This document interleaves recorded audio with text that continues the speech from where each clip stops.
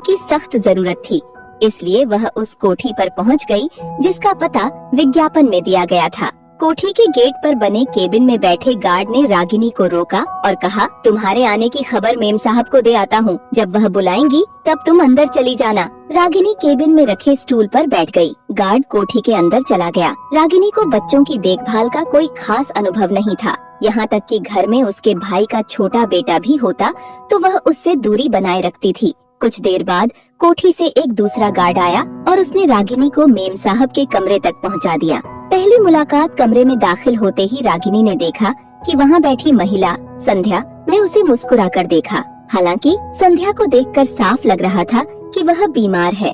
उसका दुबला पतला शरीर, चेहरे की पीली रंगत, अंदर धंसी आँखें और पास की टेबल पर रखी दवाएं उसकी हालत बयां कर रही थीं।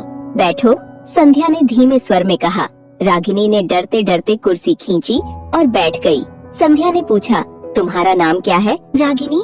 तुम्हें बच्चों की देखभाल का अनुभव है? रागिनी ने ईमानदारी से कहा। नहीं मेम साहब, लेकिन मैं पूरी कोशिश करूंगी।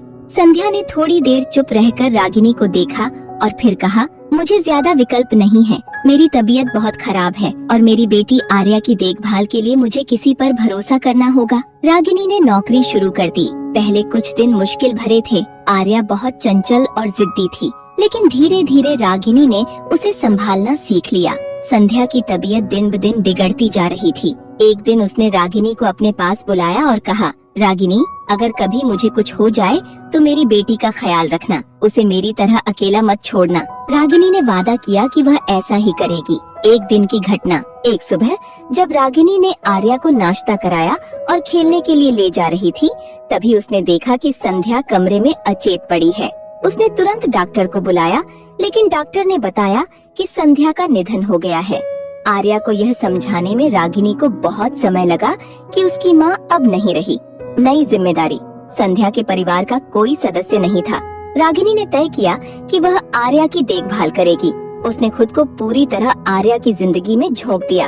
वह नौकरी करती और साथ ही आर्या को संभालती। कई साल गुजर गए।